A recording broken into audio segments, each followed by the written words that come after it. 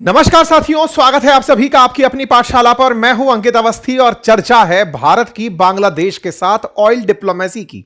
वो बांग्लादेश जिसमें कभी भारत विरोधी नारे लगे थे, भारत के विरोध में ही वहां इलेक्शन हुए, वहां की सरकारों ने शासन किया, भारत के विरोध में ना जाने क्या कुछ हुआ। इतना कुछ हुआ कि बांग्लादेशी अपनी पहचान तक भूल गए, अपने को जन्म देने वाले उस नेता को भूल गए जिसने बांग्लादेश की पहचान बांग्लादेश के रूप में कराई थी। उस बांग्लादेश के राष्ट्रपिता कहे जाने वाले शेख मुजीबुर रहमान की पहचान तक को बांग्लादेश ने मिटा दिया था, केवल केवल पाकिस्तान के भड़काने पर, और पाकिस्तान सपोर्टेड बाय अमेरिका के भड़काने पर। पिछला 1.5 साल बांग्लादेश के साथ बहुत खराब रहा। एक पपेट आदमी वहां पर बैठा था जो कि वहां पर प्रॉपर तरीके से वही सब कर रहा था जो अमेरिका के इंटरेस्ट में था, पाकिस्तान के इंटरेस्ट में था। तमाम वो प्रयास जो पाकिस्तान को प्लीज कर सकते हैं, चाहे फिर वो ग्रेटर बांग्लादेश बनाने की बात हो या भारत के अंदर नॉर्थ ईस्ट को, बांग्लादेश को नॉर्थ ईस्ट का द्वार बताने की बात हो, सब कुछ कर रहा था। मतलब हालात ऐसे तक थे कि सेशन हम इस तरह का करने लगे थे कि क्या समय आ गया है कि भारत को हमला कर देना चाहिए। इस पे स्थितियां बिगड़ रही थी, बांग्लादेश के अंदर स्थितियां बिगड़ रही थी। लेकिन पिछले 1 महीने से स्थितियां बदलने लगी जब यहां इलेक्शन हुए। और इलेक्शन हुए तो यहां पर हमने एक टाइटल आपके साथ साझा किया था कि बांग्लादेश में पाकिस्तान हार गया है और चुनाव नतीजे जो आए हैं वो भारत की बड़ी जीत हो सकते हैं। ये 1 महीने पहले हमने सेशन आपको फरवरी में शेयर किया था और उसी के बाद हमने बैक टू बैक ये बताया था कि उसके तुरंत बाद भारत को न्योता मिला था। यानी कि एक लंबे समय तक भारत के पड़ोस में जिस तरह की स्थिरता थी उसे एक नई जगह मिलना शुरू हुई और भारत ने अपनी कूटनीति से आज उसे लगभग संभालने की दिशा में कदम उठा दिए हैं। तारिक रहमान यहां के नए प्रधानमंत्री हैं और भारत ऑयल डिप्लोमेसी कर रहा है। लेकिन उससे पहले भारत ने इनके साथ सांत्वना वाला जो खेल खेला इसलिए बोला जाएगा क्योंकि डिप्लोमेसी के अंदर आप हर चीज के मायने निकाल रहे होते हैं। भारत की तरफ से विदेश मंत्री गए थे खालिदा जिया के दिवंगत होने पर। खालिदा जिया जो इनकी मां थी, भारत विरोधी जानी जाती थी, प्रो चाइना जानी जाती थी, पाकिस्तान के प्रति उनका इतना भाव नहीं था। लेकिन भारत ने इनके निर्वाचन को भी पूरी तरह स्वीकार किया था। भारत ने एक बार भी पार्टी अवामी लीग पार्टी का चुनाव में ना होना खंडन नहीं किया। भारत ने शेख हसीना का चुनाव में ना होना डिमांड नहीं किया कि भाई क्यों नहीं है, हम तो चुनाव को बाइकआउट करते नहीं। तारिक रहमान बने, हमने इनका भी वेलकम किया और वेलकम किया साथ ही साथ इनके साथ सांत्वनाएं भी भेजी। और आज भारत बांग्लादेश के बीच में एक अहम कदम उठा है और वो कदम ये कि भारत बांग्लादेश को 45,000 टन डीजल भेज रहा है। बड़ा सवाल है कि साहब ऑयल संकट, गैस संकट, तेल संकट, ये क्या क्या पेट्रोल डीजल संकट, देश में ही सुनने की बातें आ रही हैं और आप 45,000 टन बांग्लादेश को भेज रहे हो, ये क्या है? मतलब ये तो वो वाली बात हो गई कि संकट के समय ही मित्र का परीक्षण होता है और भारत क्या खुद को संकट में रखकर बांग्लादेश को तेल भेज रहा है? आइए आज के सेशन में इसी बात का विश्लेषण करते हैं। एक और बात जिसके चलते काफी कुछ बांग्लादेश में हुआ था, अगर आपको याद हो तो उस्मान हदी करके बांग्लादेश का एक छात्र नेता था जिसने पूरी तरह से शेख हसीना को हटाने में और भारत के विरोध में मोमेंटम बनाने में बहुत काम किया था। उसे बांग्लादेश में मार दिया गया था। उसके हत्यारे भारत में छुपे हुए बताए गए थे। लगातार बांग्लादेश के द्वारा भारत के खिलाफ बयानबाजी इलेक्शन से पहले रही। अपडेट यह है कि कल उनके हत्यारों को पकड़ लिया गया है भारत में। मतलब भारत शायद पहले भी पकड़ सकता होगा अकॉर्डिंग टू बांग्लादेश, लेकिन अब पकड़ लिया है और पकड़ लिया है तो शायद बांग्लादेश के साथ जो भी बात होगी उसे डील में कर लिया जाए। कुल मिलाकर के भारत बांग्लादेश के साथ अब अपनी शर्तों पर काम करने आगे निकल रहा है। कैसे, चर्चा करेंगे, क्योंकि हमारी पहली खेप में 5,000 टन डीजल भेजना शुरू हो चुका है और भारत बांग्लादेश का यह नया अध्याय तारिक रहमान के आने के बाद कैसे भारत के पक्ष में होगा, चलिए चर्चा करते हैं। लेकिन उससे पहले आपको एक अपडेट देना चाहूंगा और वो अपडेट ये है कि मेरे द्वारा इस रविवार को एक वेबिनार आयोजित की जा रही है। लिंक उसका कमेंट बॉक्स में पिन है। फ्री वेबिनार है। आर्टिफिशियल इंटेलिजेंस के थ्रू आप कैसे अपने आय के स्रोत बढ़ा सकते हैं, कैसे आप अपने काम को आसान बना सकते हैं, उस वेबिनार में मैं आपको सिखाने जा रहा हूं। अगर आप चाहें तो उस वेबिनार को ज्वाइन करने के लिए नीचे दिए गए लिंक को फॉलो करें, लिंक क्लिक कर लें और उसको जाकर फ्री ऑफ कॉस्ट एक व्हाट्सएप कम्युनिटी तक पहुंचे और उसे ज्वाइन कर लें। साथियों, इस सब बातों में सबसे इंपॉर्टेंट बात तब जब भारत के अंदर संकट ऐसे हो जो संकट अपने आप में ऑयल संकट की दिशा को दिखाते हो और आप उस समय ये सब कर जा रहे हैं, तो इसके पीछे का कारण जानने योग्य होगा। अनाउंसमेंट मैंने आपके सामने कर दिया, लिंक कमेंट बॉक्स में पिन कर दिया है। साथियों, बांग्लादेश में फिलहाल ऑयल का क्राइसिस है। ऑयल का क्राइसिस हर उस देश में है जो ऑयल इंपोर्ट करता है। इंपोर्ट करने वाले रास्तों में जब दुनिया की 20% खपत या फिर दुनिया का 20% जो सप्लाई है वो जिस स्ट्रेट ऑफ हॉर्मुज से आता है, अगर वो बाधित हो रहा है तो निश्चित ही ऐसी कतारें लगना स्वाभाविक है।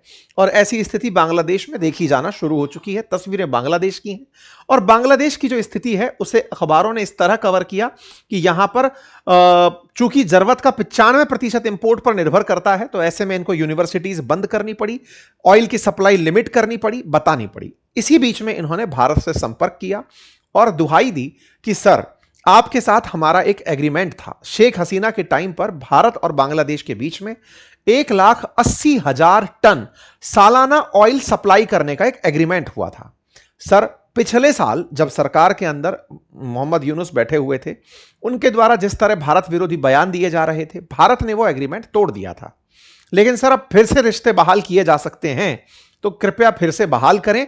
और वो जो एग्रीमेंट शेख हसीना करके गई थी, जिसको कभी बांग्लादेश ने बांग्लादेश विरोधी करार दे दिया था, ये जो जमातीय आए थे, ये जो छात्र नेता आए थे, जो पाकिस्तानी आए थे बांग्लादेश में, उन्होंने इस एग्रीमेंट को ही पूरी तरह बांग्लादेश विरोधी करार दे दिया था।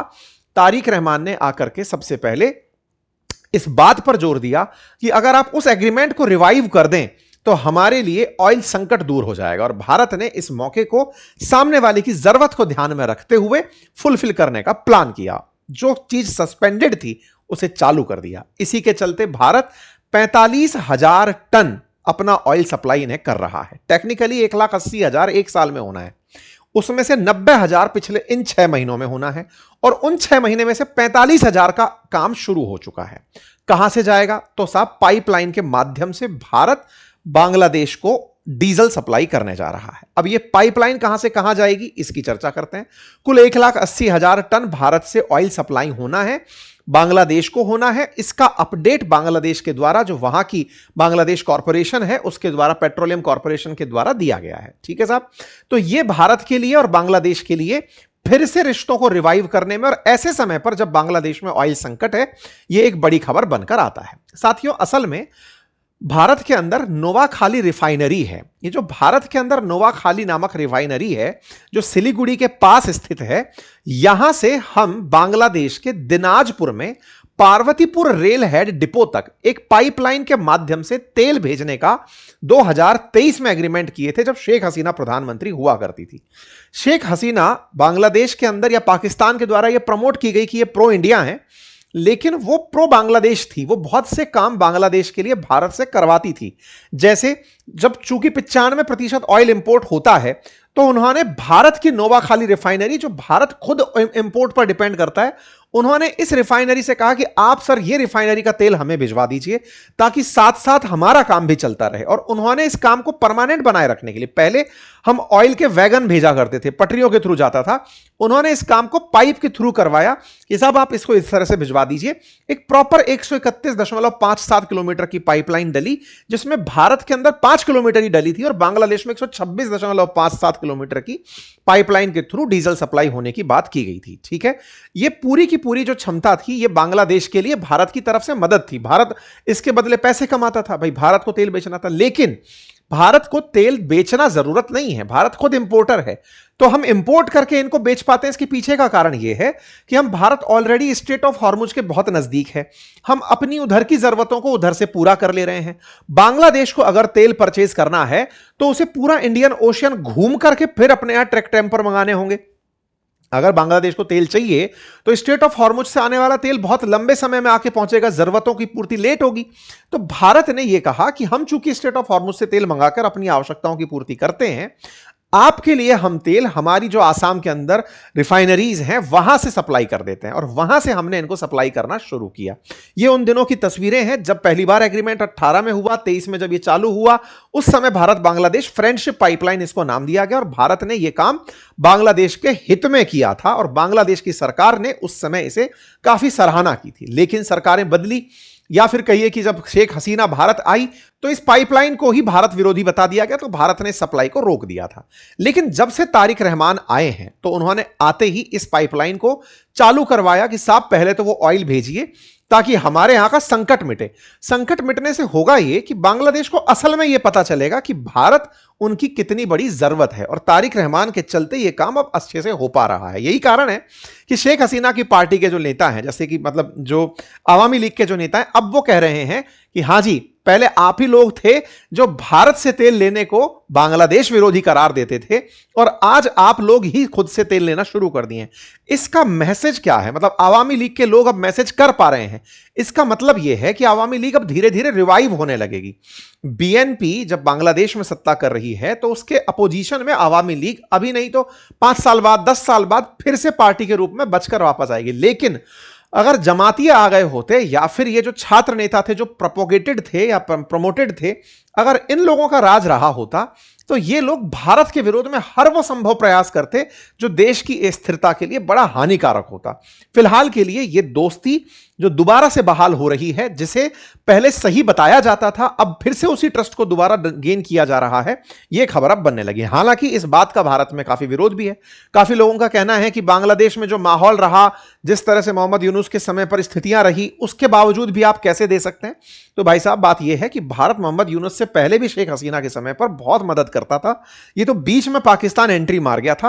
अब भारत फिर से रास्ते बहाल कर रहा है ताकि हमें बांग्लादेश में अपनी सेना को खर्च ना करना पड़े कि साहब इस बॉर्डर को भी चलो सुरक्षित करते हैं और सेना को लगाते हैं। हमारे पास फ्रंट 2 ही बहुत हैं, ठीक है साहब, जहां पर हम झगड़ा करने के लिए तैयार हैं, युद्ध करने के लिए तैयार हैं, बांग्लादेश, पाकिस्तान और चाइना के साथ। चलिए, फिलहाल के लिए बांग्लादेश के अंदर जितना भी एंटी इंडिया सेंटीमेंट था, जो इस महाशय के कारण था, जिसके चलते भारत में काफी विरोध था, अब वो पलट रहा है। और इस काम के अंदर हम लोगों ने, जब तारिक रहमान लौटे थे मतलब विदेश से आकर के अपनी मां के बीमार होने पर, भारत ने उसी समय इनकी मां के जब दिवंगत हुई तो उस समय कंडोलेंसेस भेजे। यहां पे जब चुनाव हुए तो भारत ने इनके चुनाव को स्वीकारा, तारिक रहमान को बधाई दी।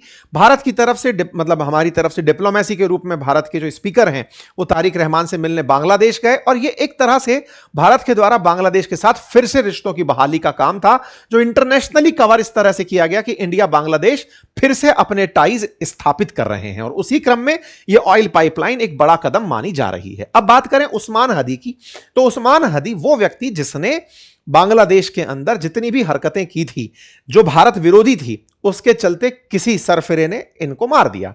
इनको मारने का वीडियो वायरल हुआ। बांग्लादेश में यह न्यूज निकली कि यह भारत के द्वारा किया गया कार्य है। चर्चा निकली कि वो व्यक्ति मारकर भारत में छिप गया है। काफी सारी फेसबुक पोस्ट निकल के आई। लेकिन इसी बीच में बांग्लादेश की जो बॉर्डर फोर्सेस हैं, इन्होंने कहा कि इस बात का प्रमाण नहीं है कि वो भारत गया है। बांग्लादेश में इस बीच में चुनाव होते हैं, ये सेंटीमेंट पूरा भारत विरोध में काम लिया जाता है। इतने नेगेटिव सेंटीमेंट के बावजूद भी ये जो स्टूडेंट की पार्टी थी 300 में से 6 सीट जीत पाई, जो कि काफी शर्मनाक स्थिति है। खैर, बांग्लादेश के जो गार्ड हैं उनके द्वारा इस बात को तब डिनाई किया गया था, और भारत ने भी इस चीज को प्रॉपर तरीके से डिनाई किया। हालांकि बांग्लादेश के द्वारा भारत के एम्बेसी मतलब जो हमारे राजदूत हैं उनको समन किया गया था। इसके बावजूद अब जब स्थितियां सामान्य होने लगी हैं, वो व्यक्ति जिसने यह हरकत की थी उसे पकड़ लिया गया है, ऐसी न्यूज बनकर आती है। Bangla nation who helped Hadi killer enter India held, पकड़ा गया है। एक दिन पहले यह सुर्खी निकलती है। इसको जोड़कर इसी से देखा जा रहा है कि भारत के अंदर वो अगर एंट्री कर गया था तो भारत सरकार ने अब उसको पकड़ने में जो मदद की होगी, ये फिर से बांग्लादेश के साथ रिश्तों को और विश्वास की बहाली में काम आ सकती है। अब देखना होगा भारत इसे वापस भेजता है या नहीं भेजता है, जो भी होता है, लेकिन कुल मिलाकर के ये स्टेप विश्वास बहाली के अंदर काम आ सकता है, ऐसा इसे कंसीडर किया जा रहा है। बाकी आप लोग इसे कैसे देखते हैं जरूर बताइएगा। भारत ने बांग्लादेश के साथ ही ऐसा किया या और देशों के साथ भी? तो देखिए, भारत के विदेश मंत्रालय की तरफ से इस पर रिएक्शन यह है कि हमसे बहुत से देशों ने, हमसे श्रीलंका ने भी, मालदीव्स ने भी रिक्वेस्ट की है कि हम उनकी एनर्जी सप्लाई को बरकरार रखें। देखिए, ईरान के साथ भारत ने एग्रीमेंट किया है, रशिया के साथ भारत ने एग्रीमेंट किया है कि वो तेल खरीदेगा।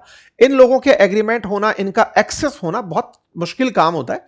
तो Bharat as a big brother भूमिका में फिर से आकर के इनकी मदद कर रहा है, जो कि भारत को करनी चाहिए, क्योंकि भारत को सबसे पहले अपने पड़ोस में स्थिरता चाहिए।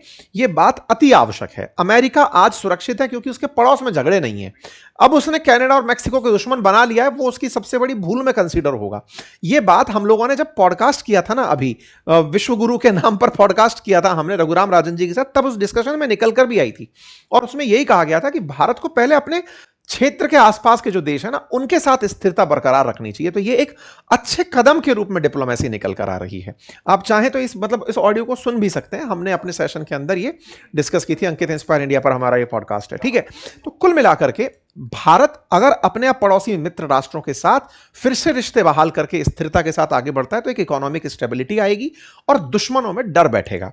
तो हमारी ये प्राथमिकता होनी चाहिए। और जहां तक बात है भारत की ऑयल सिक्योरिटी की, तो अपडेट ये है कि भारत के अंदर जो एलपीजी का टैंकर है शिवालिक, वो स्टेट ऑफ हॉर्मुज को क्रॉस करके मुंद्रा पोर्ट पर पहुंच चुका है। तो ये एलपीजी टैंकर उस स्टेट ऑफ हॉर्मुज को क्रॉस करके आया है जिसके लिए भारत ने ईरान से बातचीत की हुई थी, ठीक है। तो ये अपने आप में एक बड़ा अचीवमेंट है और भारत के लिए आने वाले समय में तेल की और गैस की किल्लत नहीं रहेगी, उसकी सुनिश्चितता कर पाएगा, ठीक है साहब। बाकी जो मैंने आपसे अभी कहा कि हमने आपके लिए एक वेबिनार रखी है फ्री ऑफ कॉस्ट कि कैसे आपके लिए एआई फायदेमंद हो सकता है, आपके लिए कैसे एक इनकम का सोर्स बन सकता है, एक फ्री वेबिनार हमने रखी है। उसके लिए लिंक कमेंट बॉक्स में दिया गया है, आप जाकर के उसे तुरंत ज्वाइन करिए। और लिंक के साथ साथ जो व्हाट्सएप कम्युनिटी है उसे भी आप ज्वाइन कर सकते हैं, क्योंकि उसी में ही हमने कनेक्शन दिए हैं ताकि आपको रेगुलर अपडेट वेबिनार के मिलते रहें। धन्यवाद।